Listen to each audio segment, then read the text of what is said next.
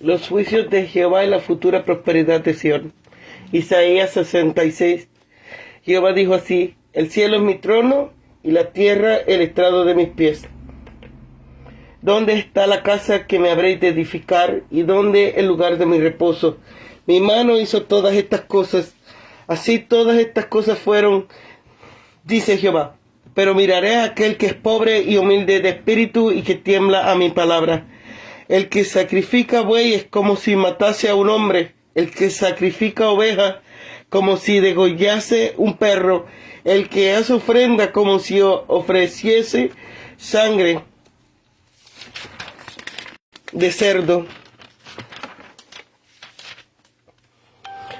El que quema incienso como si bendijese un ídolo.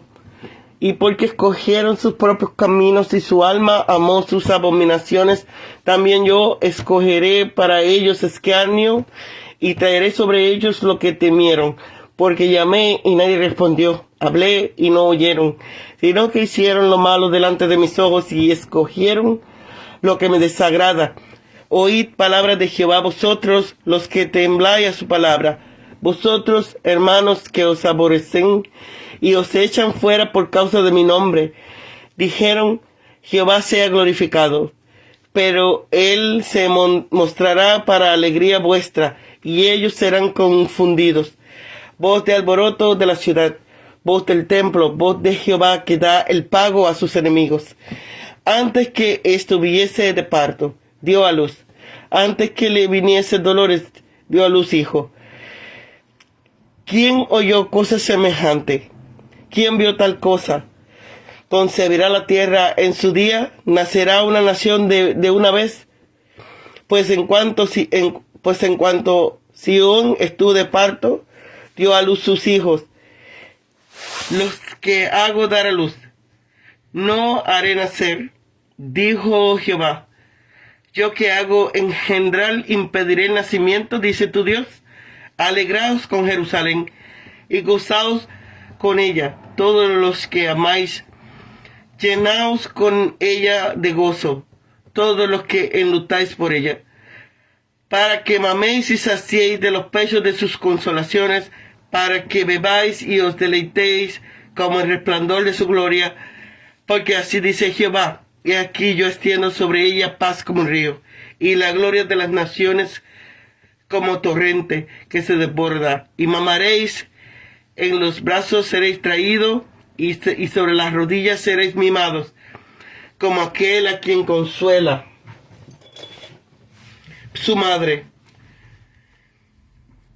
Si os consolare yo vosotros, y en Jerusalén tomaréis consuelo, y veréis, y se alegrará vuestro corazón, y vuestros huesos reverdecerán como la hierba, y la mano de Jehová para sus siervos será conocida, y se enojará contra sus enemigos, porque aquí que Jehová vendrá con fuego y sus carros con torbellino, para descargar su ira con furor y su reprensión con llama de fuego, porque Jehová juzgará con fuego y su espada a todo hombre, y los muertos de Jehová serán multiplicados, los que se santifican y los que se purifican en los huertos, uno tras otros, los que comen carne de cerdo y abominación y ratón, juntamente serán talados, dice Jehová. Porque yo conozco sus obras y sus pensamientos, también vendrá para juntar a todas las naciones y lenguas, y vendrá y verá mi gloria. Y pondré entre ellos señal, y enviaré de los escapados de ellos a las naciones, a Tarsi y a Fut y Lut, que disparen arco, a Tubal y a Jabes y a Javán, a las costas lejanas, que no oyeron de mí, ni vinieron mi gloria, y publicaron mi gloria entre las naciones, y traerán a todos vuestros hermanos de todas las naciones, porque ofrenda a Jehová en caballos, en carros, en literas, en mulos, en camellos, a mi santo monte de Jerusalén, dice Jehová, al modo que los hijos de Israel traen la ofrenda en utensilios limpios a la casa de Jehová. Y tomaré también de ellos para sacerdotes y levitas, dice Jehová, porque como los cielos nuevos y la tierra que yo hago permanecerán delante de mí, dice Jehová, así permanecerá vuestra descendencia y vuestro nombre, y de mes en mes y de días de reposo en días de reposo vendrán todos a adorar delante de mí, dijo Jehová, y saldrán y verán los cadáveres de los hombres que se rebelaron contra mí, porque su gusano nunca morirá, ni su fuego se apagará, y serán abominables a todo hombre.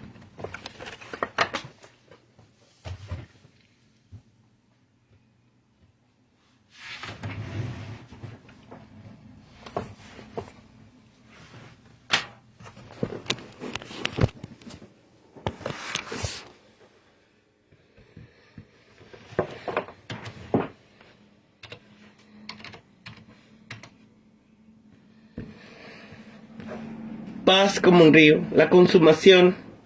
Las primeras palabras del último capítulo, fueron escritas al pueblo no arrepentido de Israel. No debe pensar en que esta condición puede agradar a Dios, construyéndole un templo. Después de todo, Él es el creador y dueño de todo el universo y está entronado en el cielo, con la tierra como estrado de sus pies. El lugar donde desea morar es el corazón del contrito y humilde y que tiembla su palabra. Los impenitentes ofenden a Dios con sus prácticas religiosas. Cuando no hay fe y santidad práctica, los sacrificios y ofrendas son abominaciones. Ellos pueden escoger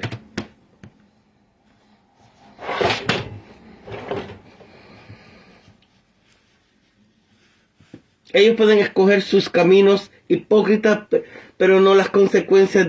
Dios hará esto, y los que rechazan su llamado al arrepentimiento y andan por caminos que les desagradan, probarán su ira. Los juicios fieles y temerosos de Dios, que tiemblan a su palabra, serán perseguidos por su propio hermano. Los impíos pensarán que están presentando servicio a Dios, tal como lo manifiestan como su jactancia piadosa. Sea el Señor glorificado, para que vean vuestra alegría. Queriendo decir vuestra alegría al ser librados milagrosamente, pero el Señor intervendrá para vergüenza de sus enemigos. El juicio comenzará en el templo. Allí la voz de Jehová revelará que el tiempo de pago ha llegado.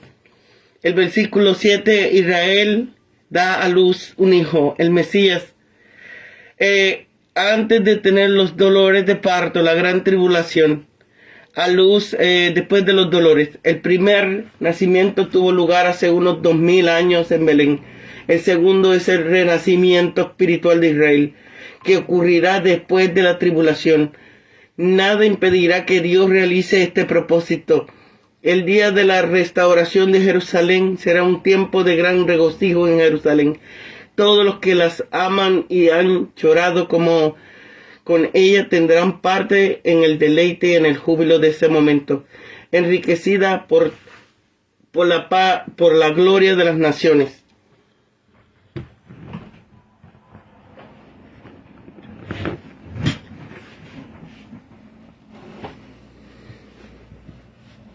A cambio dará prosperidad, alimento, consuelo y rejuvenecimiento a todos los que acudan a ella. Entonces será obvio ante todos que Jehová se compromete a bendecir a los suyos y a castigar a sus enemigos. La segunda venida del Señor significará la descarga de su indignación contra todos los idólatras y rebeldes. Le contempla en su ceremonia para purificarles ritualmente, solo para entregarse a las prácticas idólatras más abominables. Él conoce sus obras y sus pensamientos, y cuando Él derrame juicio sobre ellos vendrá su gloria. Él les dará una señal sobrenatural que no podemos identificar ahora. Los que escapen irán a los fines de la tierra con la noticia del poder y la fama del Señor. Entonces los gentiles facilitarán el transporte para conducir a los israelitas a su tierra, como si llevasen ofrenda a Jehová. Dios establecerá el sacerdocio y el orden levítico para que sirvan en el templo milenario. La posición de Israel con Dios será tan permanente y segura como los cielos nuevos y la tierra y la nueva tierra. Peregrinos de todas las naciones irán a Jerusalén los días señalados para adorar. Mientras estén allí, saldrán al valle de Hinnom y verán los cadáveres de los rebeldes ardiendo en el fuego perpetuo del vertedero de la ciudad. Vale la pena fijarse en lo que nuestro Señor citó del último versículo de Isaías, advirtiendo a aquellos que viven en pecado y ofenden a uno de los pequeños de Cristo. El Señor Jesús usa 3 veces, Marcos 9, las palabras solemnes de Isaías. El gusano de ellos no muere y el fuego nunca se apaga. Las buenas nuevas consiste en que uno puede escapar de este fuego eterno si deposita su fe en el Salvador, el siervo de Jehová, a quien Isaías ha descrito de forma tan atractiva en muchas de sus profecías. Para muchos de nuestros lectores, los que ya han recibido a Cristo como su Salvador, el libro de Isaías es magnífico en profecía y poesía. Ciertamente de los más hermosos del Antiguo Testamento, pero sería una lástima dejarlo ahí. El propósito es aplicar este libro diariamente en nuestras vidas y compartir lo que a Dios le agrada.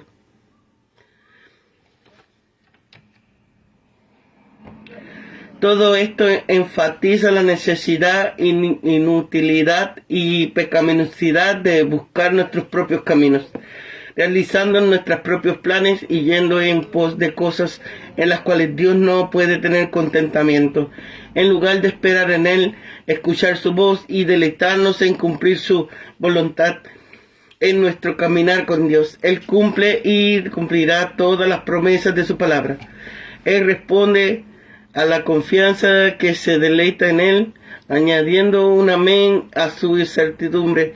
La paz del corazón obediente y del espíritu confiado es la que disfruta el resplandor de su rostro y la calma de santa comunión con Él.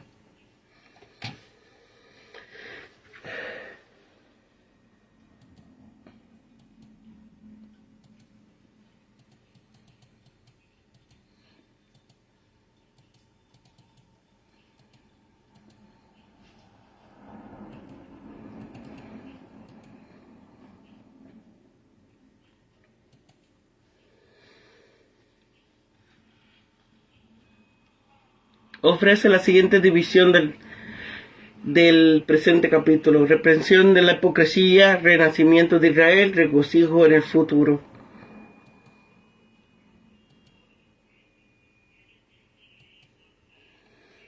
El primer versículo de este capítulo es aplicado por Esteban al desmantelamiento del templo material de Israel, para dar paso a la adoración pura y sencilla en espíritu y en verdad. En efecto, en el versículo 2 hace ver Dios que su atención no estará en las prácticas rituales, sino en la disposición del corazón. Pero miraré, es decir, tomaré nota y le atenderé en sus oraciones, a aquel que es pobre y humilde, de espíritu y que tiembla a mi palabra. Sería con todo una equivocación ver en este versículo un repudio absoluto del culto litúrgico. Esto supondría una contradicción de lo que el mismo Dios dice por medio de los profetas Ageo y Zacarías. Lo que en este versículo significa es que el mero ritualismo no es un sustituto de la moralidad, ni dejará a Dios demostrar su cólera cuando los pecadores, porque le edifican un templo. 2. Los versículos 3, 4. dan a entender que los sacrificios de los malvados no solo son inaceptables para Dios, sino que son una abominación a sus ojos. Los judíos carnales, a sus regresos del cautiverio, se volvieron remisos en el servicio de Dios. Traían lo hurtado, lo cojo, lo enfermo. Si tenemos en cuenta que la expresión como si repetida 4 veces, nuestra versión no existe en el original hebreo, el significado más probable es que el culto había venido a ser una mezcla de ritos legales y supersticiones paganas, abominables a Dios, aunque quizás sea más probable la explicación como indica la falta de sinceridad y respeto con lo que se ofrecía a Jehová a los sacrificios rituales, como si fueran cosas profanas.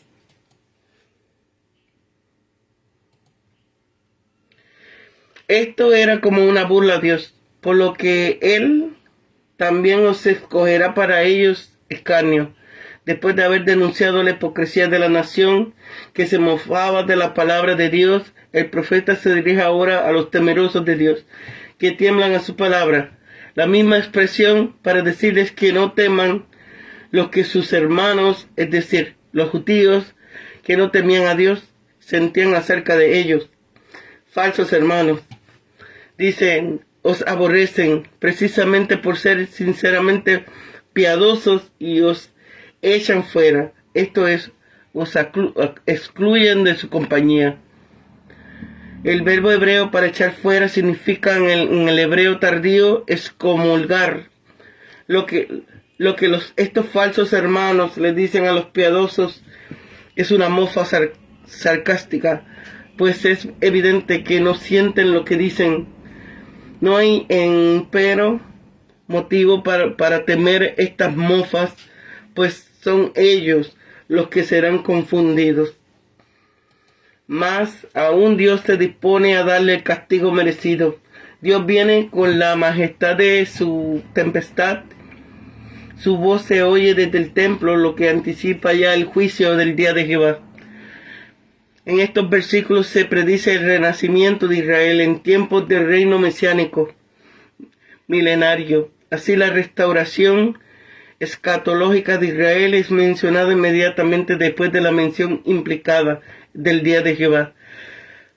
A juicio de traducción, tiene un extraño parecido. Apocalipsis 12:5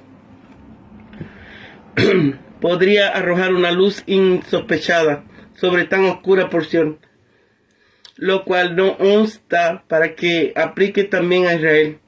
Apocalipsis 12:1.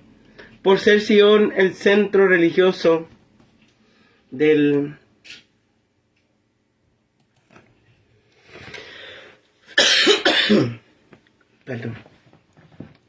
país, se dice que Dios a luz un hijo varón antes de que le viniesen los dolores de parto, lo cual significa que la salvación final de Israel vendrá por sorpresa, como por sorpresa vendrá también el juicio a los malvados. La razón por la que se especifica que el nacimiento será un hijo varón es porque el nacimiento de un varón será ocasión de mayor gozo que el de una hembra.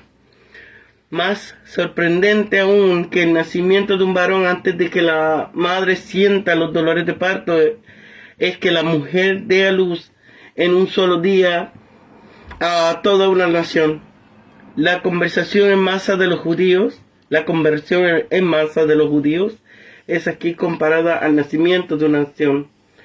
El apóstol Pablo lo compara a una resurrección de entre los muertos, porque si su exclusión es la reconciliación del mundo, ¿qué será su admisión sino vida de entre los muertos? Esto será obra de Dios, que no deja nunca las cosas a medios hacer. El versículo 9 dice así literalmente: Dios, según el origen hebreo, ¿acaso haré yo llegar hasta el punto de dar a luz y no haré nacer? Dice Jehová. Si yo hago nacer, cerraré el vientre, dejaré el parto a medias de acabar, dice tu Dios. Esto significa la rápida restauración que se ha incitado se completará. Dios no dejará su obra sin terminar. A continuación vemos una exhortación a regocijarse en el futuro de Israel, lleno de bendiciones. Tenemos primero una descripción del reino milenario. Las angustias primeras serán olvidadas para dar paso a un gozo puro y sin mezcla de tristeza ni temores. El profeta exhorta a todos a que se alegren con Jerusalén, porque viene la nueva era mesiánica, en la que todas las naciones compartirán las bendiciones de Israel. Esto es lo que se declara bajo las gráficas expresiones de mamar sus pechos y beber de la abundancia. Qué bien podía vertirse por ubre. Al nacer un paralelo con pechos de la frase anterior. De su gloria continúa, pues como advierte la alegoría de la madre, Sión será entonces la madre nodriza, no solo la de Israel, sino también de todas las naciones. El que de tal manera les exhorta a que se regocijen, le explica también motivo de este gran regocijo. A Jehová establecerá en Sión la paz como un río. Esto es, en gran abundancia, proveyendo a todos los que de todo bien, del mismo modo que lo hace un río a toda la tierra por donde pasa. También extenderá Jehová sobre ella la gloria de las naciones. Como un torrente que se desborda, y mamaréis de todo lo mejor de las naciones puedan aportar. La gloria a los muchos buenos ya no tenía Sión. La gloria al final a la abundancia de bienes se une la forma sumamente afectuosa con que serán tratados los que Israel por parte de las naciones y de Dios mismo. En brazos seréis traído mejor sobre la cadera hasta las naciones que habían oprimido a Israel. Se apresuran a traer a la tierra santa a los israelitas que se hallan dispersos por todo el mundo. Sobre las rodillas seréis mimados, como los niños pequeños sobre las rodillas de su madre. La alegoria de la madre nodriza, como aquel a quien consuela su madre, así os consolaré yo a vosotros, y en Jerusalén tomaréis consuelo. Donde hay tres detalles dignos de notar. Primero, lo que se ha dicho del niño pequeño se extiende aquí a todo hijo que viene a su madre, descansado o herido, en busca de consuelo. Segundo, quien de veras da luz, da a mamar. Al pueblo no es Sión por sí misma. Ella no es fuente, sino canal, sino Dios mismo. Tercero, vemos que al israelita sincero, como a todo creyente, no le falta ninguna otra madre espiritual. La madre de la iglesia,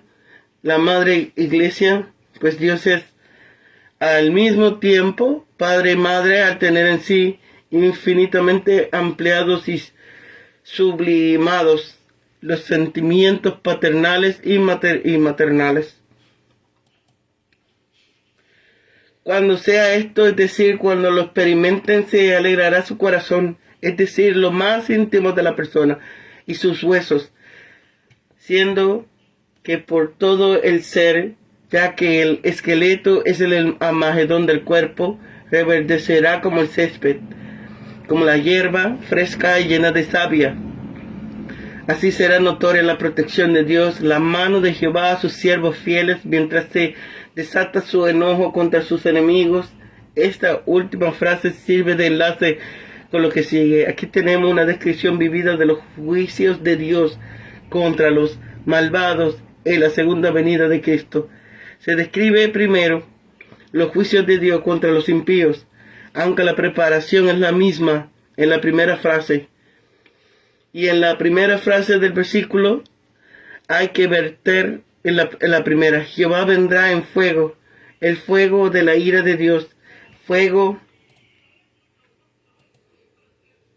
que refine, sin consumir a los suyos, o fuego consumidor, a todo rebelde, aquí con todo el aparato que designa metafóricamente la majestad tremenda de Jehová, sus carros como el torbellino y la llama de fuego.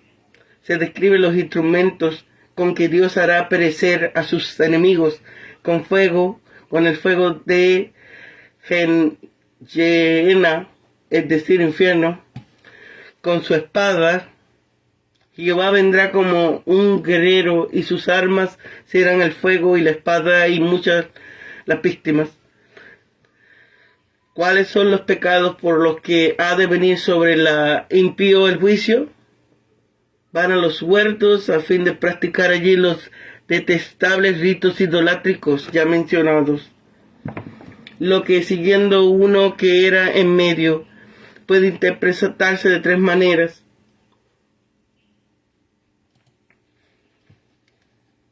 Lo escrito de la palabra uno como masculino,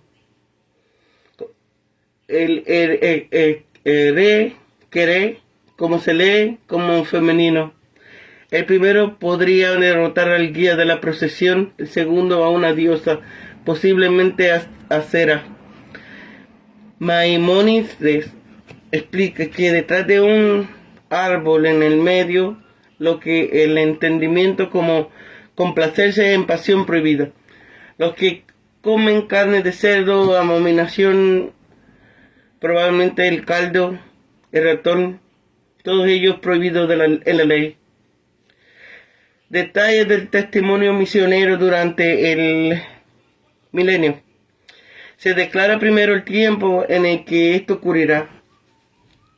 Es precisamente y paradójicamente porque Jehová conoce las obras y los pensamientos de los impíos. Enlace con el versículo anterior, por lo que se dispone a efectuar una salvación amplia para los israelitas convertidos. Serán de misioneros a todas las naciones. Estas naciones de diversas lenguas vendrán a Sion y verán la gloria de Jehová, la majestad salvífica y bienhechora de Dios de Israel. Se nos dice cuál será la señal que Dios hará, pero parece que en todo caso será una señal milagrosa. Esta señal será como el toque de atención de que va a comenzar la labor misionera de los escapados de ellos, es decir, de los supervivientes miembros del remanente judío, contra la opinión